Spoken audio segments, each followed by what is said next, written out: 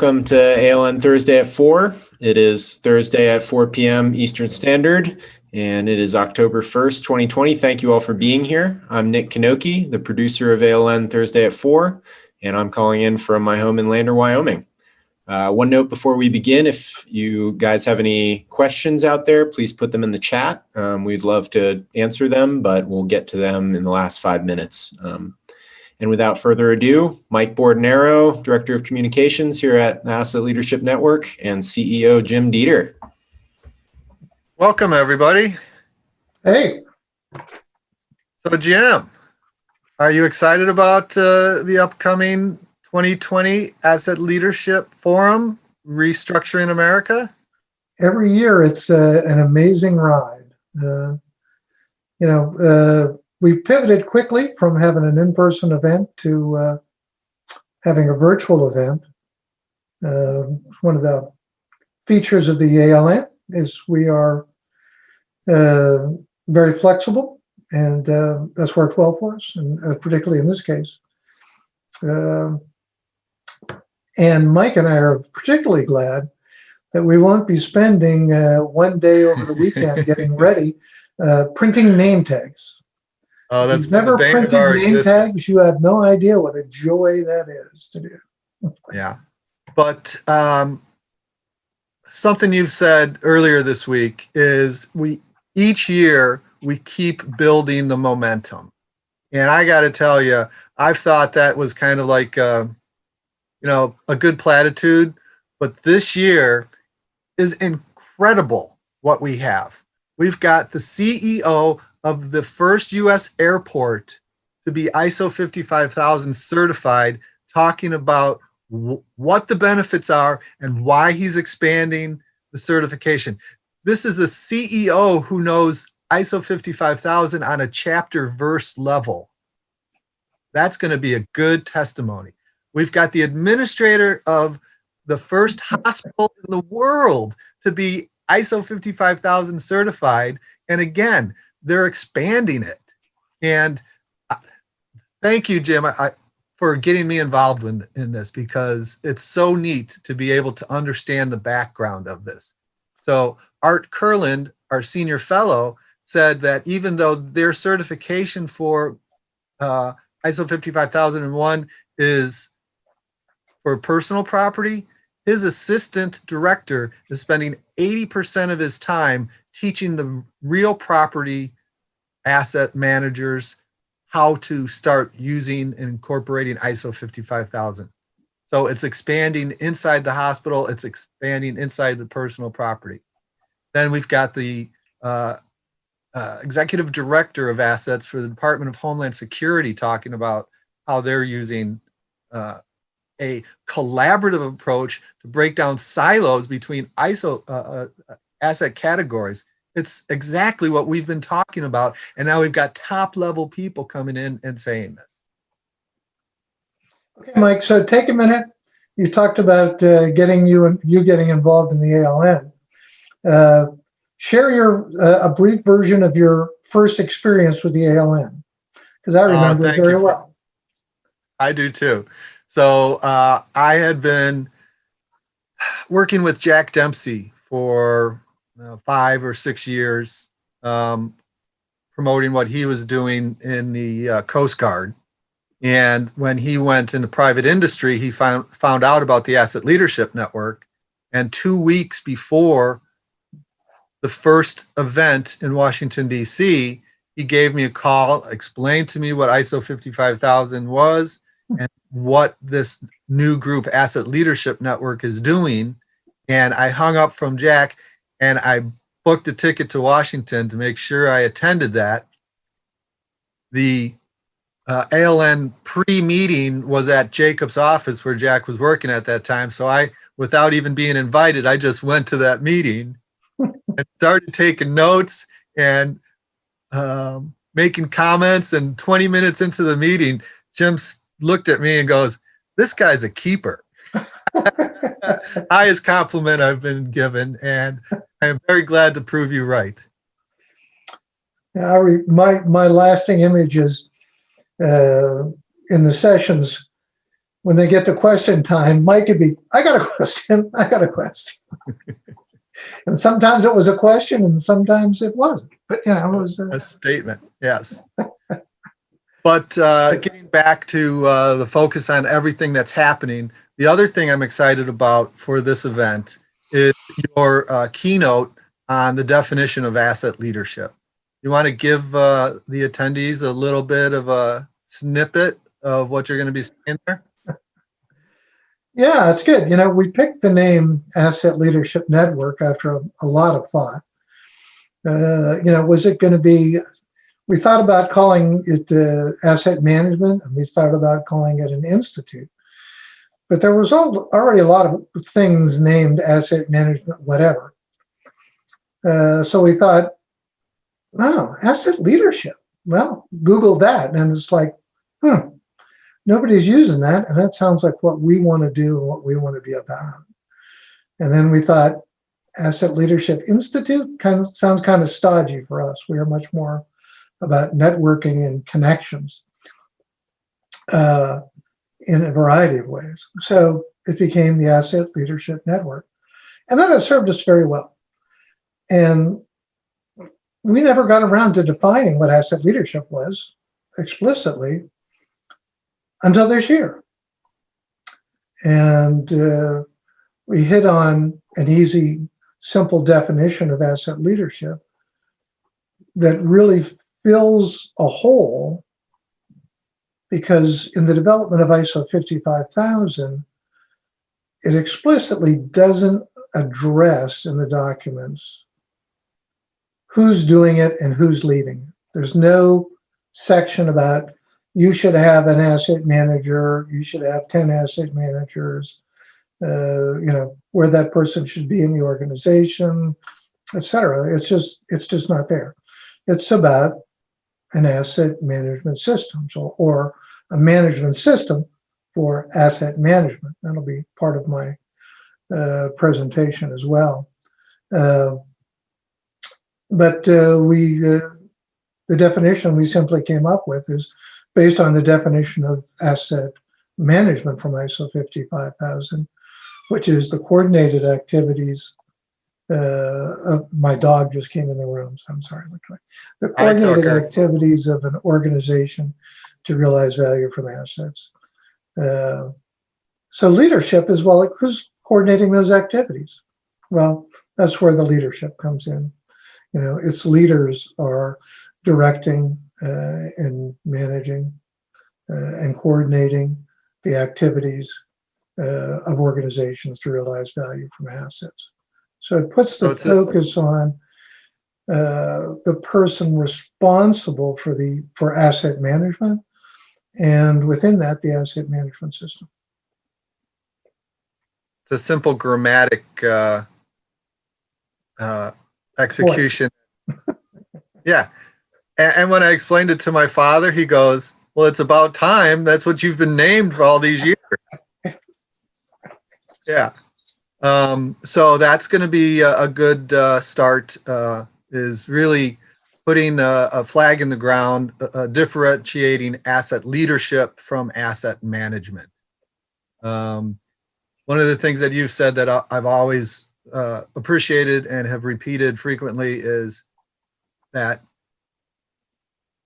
our bridges are not falling down because we don't know how to repair our bridges.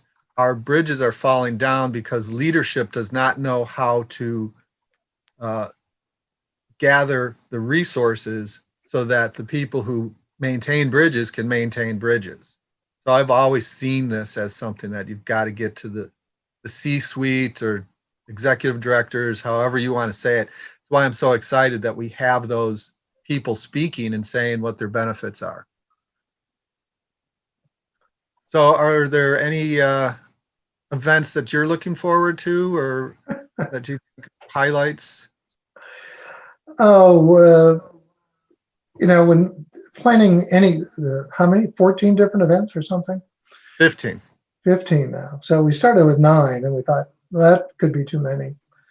I said, but we'll see how many of these really come together, because we had different groups of people working on them on different topics coming from a couple different angles.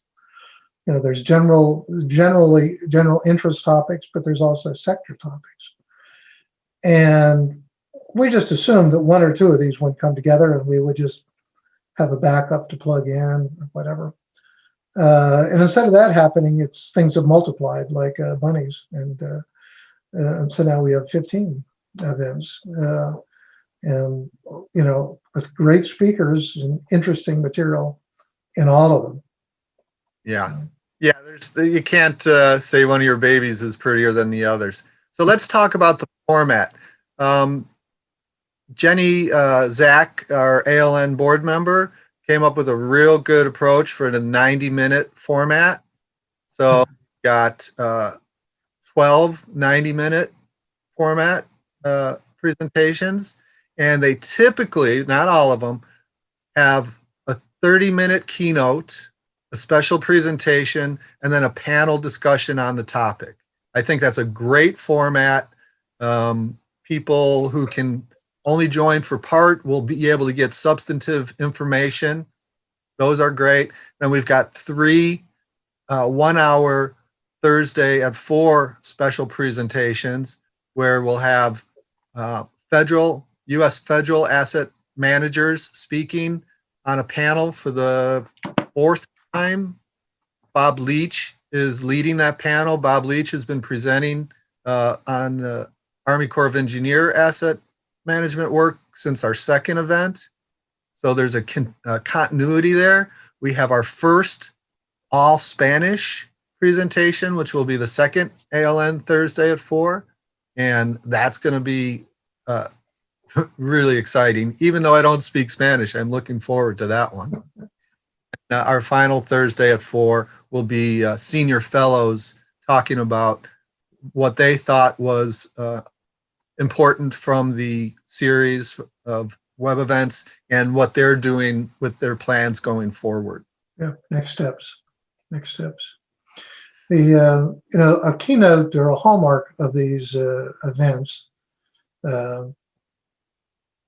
has always been, it's more about who than how many.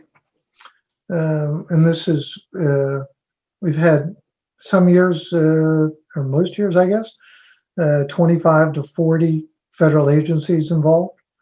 And we're having impact in those agencies. Some more visibly right away than others. Involvement of the GAO, Keith Cunningham and Amelia Satchoy, over the years. Keith, I think pretty much from the beginning, through his relationship with Jack Dempsey.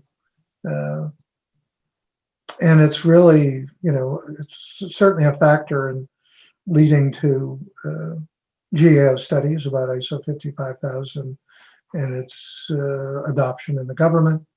And, now asset management is much more, or, is much more a factor in GAO's thinking about good government and, how that can be applied, across the government, DoD and the civilian agencies. We have Jack Kelly on the line. He's been instrumental in the planning of this event. Nick, will you make Jack a panelist so he can make some comments?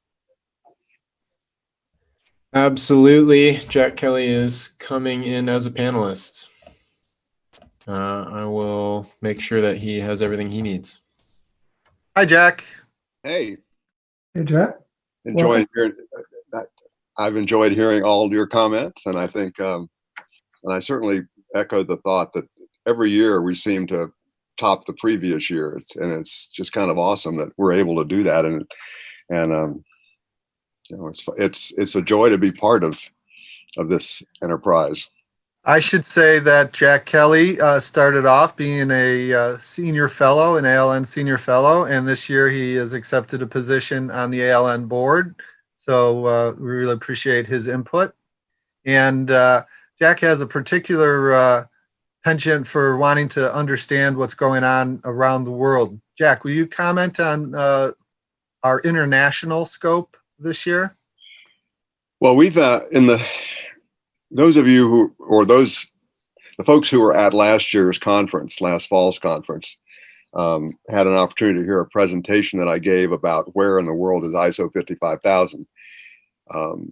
I became fascinated with that question because when Michael Hardy and I, another ALN senior fellow, were writing a white paper a couple of years ago, we looked into the question of how widely had ISO 55000 been implemented around the world. And the best measure of that is reports of certification. So Jim Dieter was kind enough to tell us about a website that the Technical Committee for Asset Management, TC 251, operates. And on that website, they list organizations that they say are known certified organizations.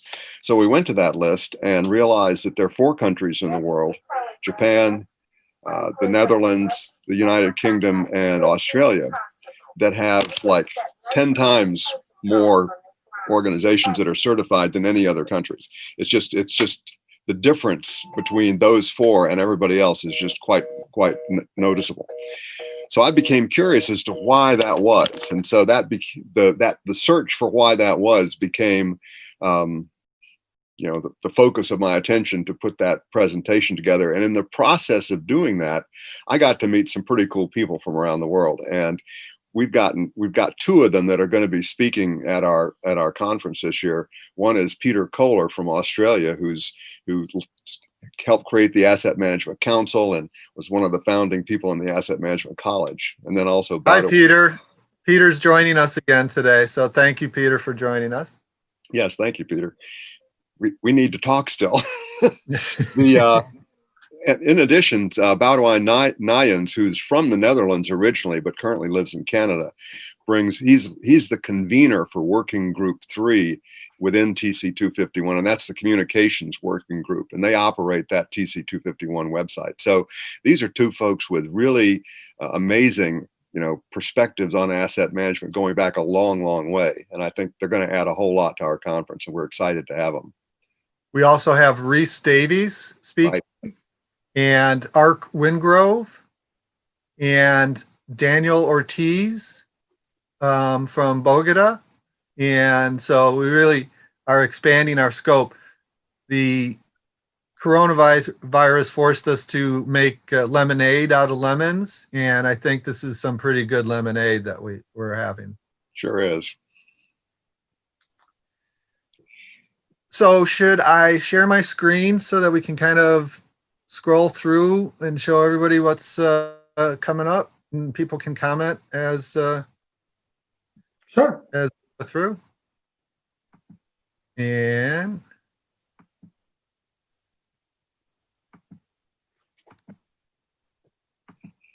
there we go. Okay, so the first day, Jim is going to start off with the definition of asset leadership. Jenny Zach is going to provide an overview. There's going to be Jack and Jim, why don't you talk about the NALS presentation that will be occurring on the first day? Jack, go ahead. Okay, so last year we presented the foundational elements of what we're calling the NALS, the National Asset Leadership Strategy. And we had done some thinking about implementation, but it wasn't well enough evolved for us to include that in the presentation. So part 1 of the NALS document was just the foundational elements. So earlier this year, we started having discussions on what next. And so we developed this National Asset Leadership Success Strategy. Success in that the whole purpose of ISO 55000 is to help organizations succeed in managing their assets to achieve objectives. So that's kind of the framework that we set out for ourselves. The other thing we decided was it probably makes, given the way the United States is organized to address laws and sectors of the economy, that a sector-based approach would be the most promising approach, because there are very unique aspects to different sectors like energy, transportation, subsets of sectors like within energy, you've got generation and distribution, all that kind of stuff. So we developed a document that lays out ways that teams of people who are focusing on different sectors can approach that work. And so we'll talk some what about that at the kickoff. And then some of the, as you know, some of the topics that we're discussing during the course of the program, and you'll cover them later, are sector focused as well. So we're trying to build a sector focus in the way we implement asset management in this country.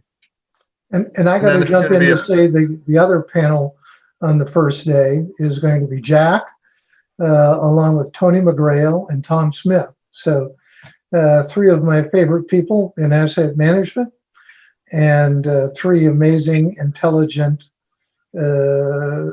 remarkable people. And we gave them a blank check as to what to talk about under the topic of future of assets. A blank check and an open microphone, danger. I have to say Tony McGrail was involved at the very beginning of the Asset Leadership Network. In the first presentation, I really was kind of lost. But he came up and said to a group of 120 people, "Can anybody tell me an asset that is not valuable?" Dead silence. And then he goes, "Okay, so we're talking about everything." And I was like, "With my people, this is what I want to be."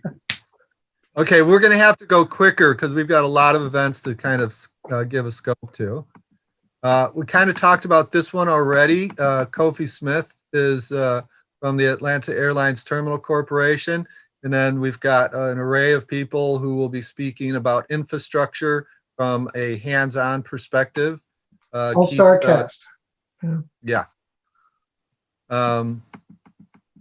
Jim, you want to talk about this one? Absolutely. I think Amber's with us today and is a frequent participant. We'll have to get her on here we'll definitely have her on here as on a chat all by herself at some point in the near future. But, in this one, I have a little different approach in that we have three speakers. Amber from DOD, Doug Getz, who is Mr. NPNA and an educator around asset management and personal property, especially with contractors, and then Bill Garrett from GSA. So really looking forward to that. And then, geez, every time I say his name, I can just really feel it. But a good friend and big supporter of the ALN, and somebody who's had an impact on everybody he came in touch with in the asset management community in the government. Bob Holcomb has recently passed away. And we're going to spend the last part, and let it go on as long as it goes, to talk about Bob and allow people to say a few words about their appreciation or whatever they like to say about Bob. So that's really why I like this organization. Is it's personal. It's family. Yeah. Here's another all-star cast, demystifying standards and certification, and our own Nick Kanoki is going to be part of that because he is the backbone of our technology involvement. Nick, you want to talk a little bit about what you do? Oh, I help things run. Jack and Jim and Mike give me all kinds of database ideas, ways to leverage our network, in pursuit of this noble goal of kind of improving asset management and leadership in the country and the world. So yeah, I assist, and I have been taking a more active role in, in meeting people in the organization, really getting to work with more people than, Mike, you're great, and Jim, you're great, but it's been nice working with other people that, are involved in the Asset Leadership Network as well. Yeah.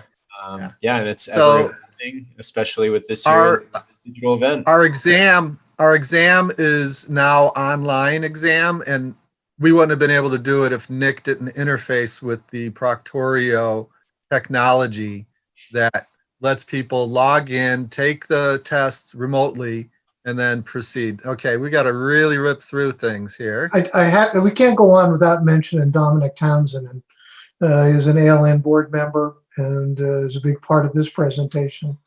And it's really an opportunity to talk to somebody that's the global practice lead for the only organization that's accredited to certify organizations to ISO 55000 in the United States. So that's quite an opportunity.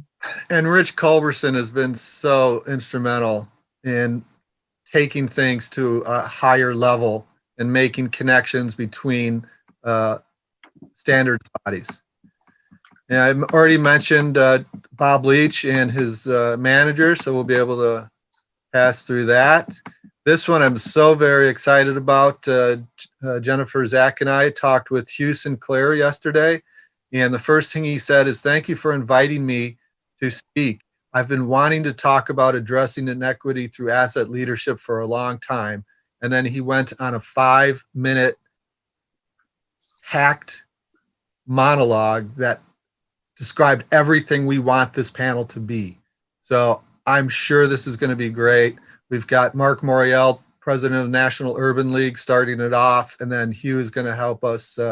Eric is a new senior fellow. Daniel is a senior fellow, and Cecilia Mowat. It went up to the top.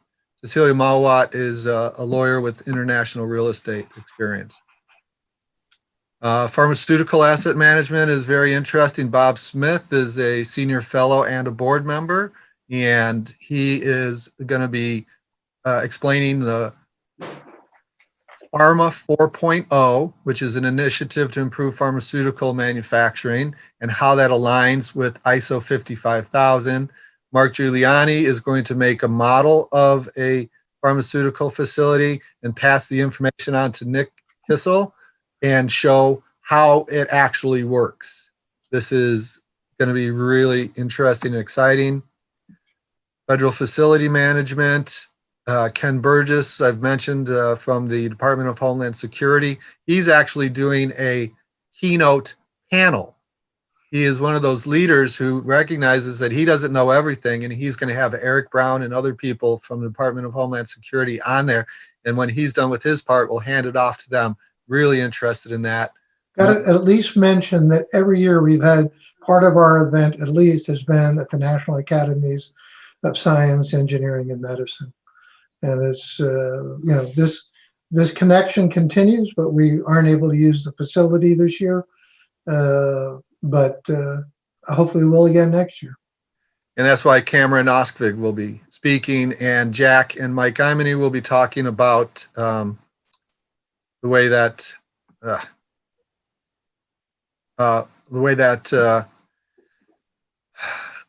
the National Academies is going to be publishing a paper that really emphasizes ISO 55000. And then Bill Broad is talking about how ISO 55000 is being used at NASA. They're starting to use ISO 55000 at NASA. So that'll be really 2-minute great warning. too. Yes, healthcare. Art Curlin, I talked about the university health system. Tia Margos, who is with the Andrew James Advisory Group. And then Ed Safdie, sorry, my fingers keep going. Ed Safdie used to be the head of the chief engineer for the U.S. Department of Veterans Affairs. So he asked his buddy, who's the current chief engineer, to be speaking. And if this only serves to connect the VA to ISO 55000, this whole event will be worthwhile. I talked about ALN Espanol. We've got the Federal Law Enforcement Asset Leadership panel that Moshe Nelson is leading, and Karen Lopez, Chief Asset Management for Federal Bureau of Investigations. How cool is that? Graham Thornton started that initiative last year. Yeah. Yes. Water and wastewater. We've got Uberlytics coordinating the presentation by David Collinsworth, the CEO of a significant Texas water authority. They're afraid they need more than 90 minutes. They've got so many good things to talk about. And then finally, not finally, but almost final, is a presentation by Peter Kohler that Jack Kelly was just so insistent. Peter have time. Hi, Peter. Jack is really your advocate, and we look forward to your presentation, and then there will be a chance for people to talk about the event and what was significance. And then the final event is the Senior Fellow Forum. Wowza, Mike. That was a way to get through weeks of events and work and really important people in minutes. Amazing. Thank you for doing that short synopsis. Again, we are really trying to respect everyone's time that was here today. So we had to move through that quickly. But of course, you can see all this information on our website. And we'd love to continue the conversation. Feel free to reach out to us personally for more information. Do you guys want to say some closing, and then I'll play the end slides? Thanks, everybody, for attending. Yep. Looking forward to next week and the following. Thanks, Nick. Okay, and as always, thank you so much, Jim Dieter, CEO, ALN. Would not be possible without you, and Mike Bornero, Director of Communications. And of course, our organizational members. Again, without them, none of this would be possible. There's our notes about the production team. And again, yeah, if you